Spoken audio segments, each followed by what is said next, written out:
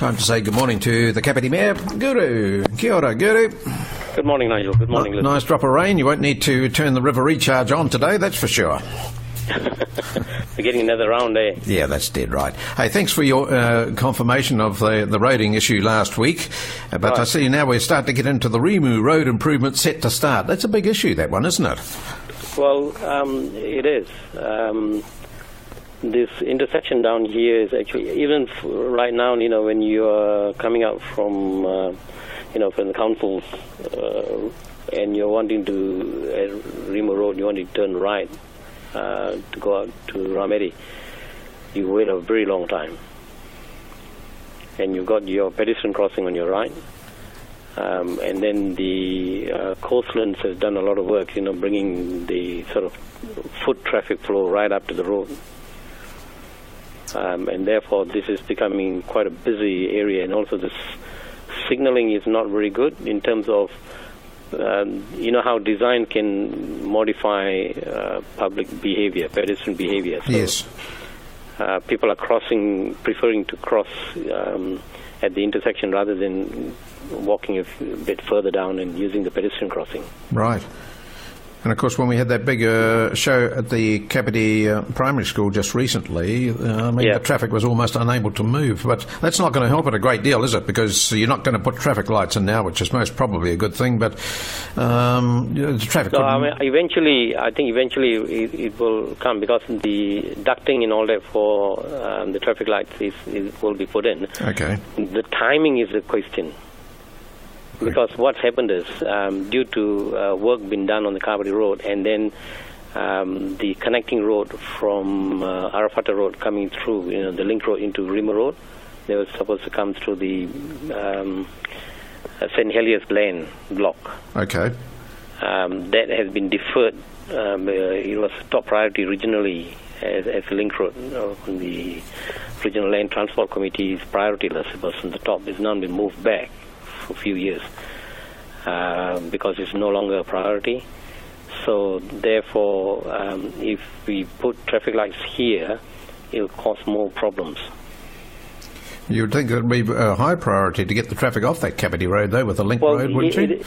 It is, but it's the funding question again, isn't it? If we have NZTA, according to their priority, if it works for them, then they rationalize it, and we could have got money for that, but at the moment we don't. So now we have to depend on if the development on that side kicks off faster, both because I think the development there would be Coastlands and also St. Heliers. Then they have a share of investing in creating the road. So that would be that would create the better flow of traffic and reduce the flow here. But I've heard, Coastland's position also is that, why don't people just use the Kapiti Road and go down further to the main road and turn into Coastlands from that side? Yes. So whereabouts is that if you go down? Well, the traffic lights, the Kapiti Road is right at Kapiti Light. Yes. Yeah. And then you just travel on that side and come into Coastlands from the main, the old state highway. Oh, the old state. I see what you mean. Yes, yeah, I see what you mean. Which means a few more minutes. Yes. That is a thought, but I haven't worked out what the traffic volumes would be to justify that. Right. But the whole idea, of course, is to slow down traffic on Rimu Road here, make it more pedestrian friendly. Yes, I can see, because the councils are very keen to sort of establish Rimu Road as the main street of Paraparaumu, aren't they? So they've got it has always been the last 6-7 years or 10 years. It's been sort of mooted back when the main planner was Gail Ferguson. Yes. To turn that as the main street. And St. Heliers went to court questioning that. They wanted, given the expressway, they wanted the main road to be Kapiti Road, which would have given St. Heliers a better frontage to the main street, isn't it, for their benefit. But I went to the Environment Court, and I think it was Judge Dwyer who said, looking at the traffic modelling and expert evidence, he said the expressway is not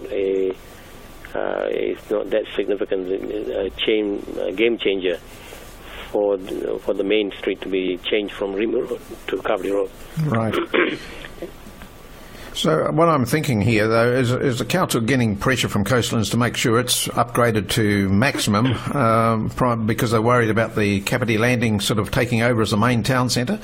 Well, look, competition is always there. It's always been, and previously I've written about the bull elephants or retail bull elephants. You know that you have St. Heliers on one side, you have the airport on one side, you have Coastlands on this side, and you also have the plungers on the other.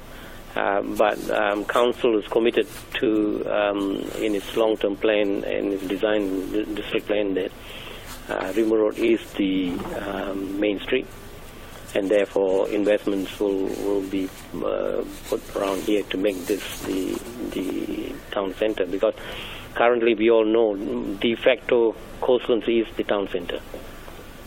People meet around town centre and stuff. And here is where you have the civic amenity. You've got the council building, you've got the library, you've got the swimming pool. And so this is the civic hub. So there's a natural partnership, I suppose, between Coastlands and council in terms of developing this area. Right. So the private competition for retail trade is we got no control over that. Right.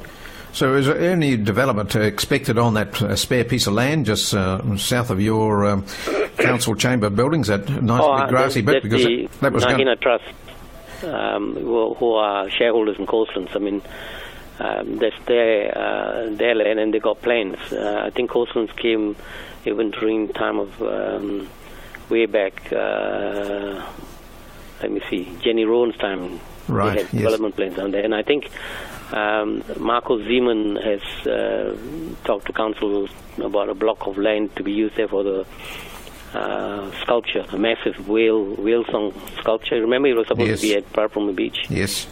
That's he's had a chat with Coastlands, and they are looking at. I think Coastlands have been quite favourable to that idea. Right. And the reason I sort of asked that is because, once again, that creates more traffic down the road. So, I mean, we've got a real problem here, haven't we, in this Rimu Road, Ihakura Street area? That's right. That's right. Welcome to the growth pressure. Yeah, that's dead right. All right, so anyhow, work's going to start on Rimu Road this week, I believe. So be aware there could be some delays. Now, I see you're going to appoint a Maori rep to, or thinking about appointing a Maori rep to the Strategy and Policy Committee. Doesn't that come under the Te Whakamaninga or Kapiti Committee there, or is that separate altogether? The Strategy Committee, we had a person there who left, and it's just a replacement. Oh, I see. Yeah, I thought there was an additional person to it. No. It's just a replacement of the person who's left. Okay.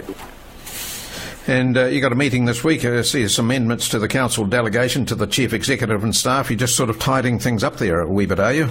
That is, I'll need to look at in some detail some couple of areas which I need to ask some questions. But yeah, we every now and then we go through this process where there are changes in the legislation or staff look up the current delegatory powers and may not be useful anymore, right, or viable anymore, and they take it out. And, I suppose one of the main interests, of course, would be the Waikana Beach revocation of the reserve status and reclassification in Wegri Drive.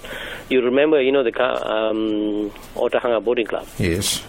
Around that side, from Makara Road, there's supposed to have been a proposed bridge to connect it on the Waikanae side with Wegri Drive. That's right. And so council always had a piece of land down there which was zoned reserve so that it won't be, houses won't be built there to prevent that. But now with the expressway been built and stuff like that, it's become surplus. Right, so it could be used for housing.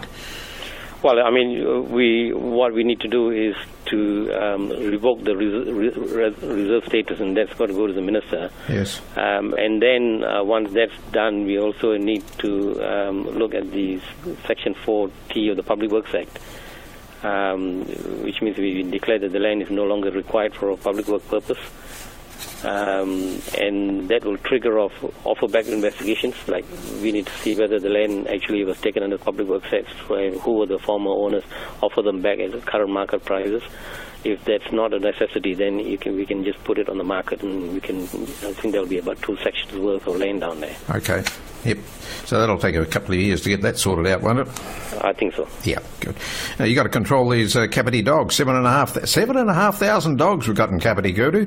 A lot, eh? Those are the registered ones. Those are the registered, that's right, which is scary when you think about it. But however, you've had 260 public submissions, and you've got to have a bit of a chat about that too, haven't you? It's a survey, and so it is always all local authorities across the country have two areas of contention or contentious issues. One is parking, and the other is dog issues. Is that right? Oh, goodness.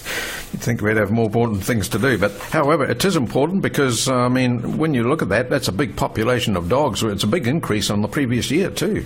Yeah, and I don't know why that is. Perhaps more people are registering their dogs now. Well, that's true.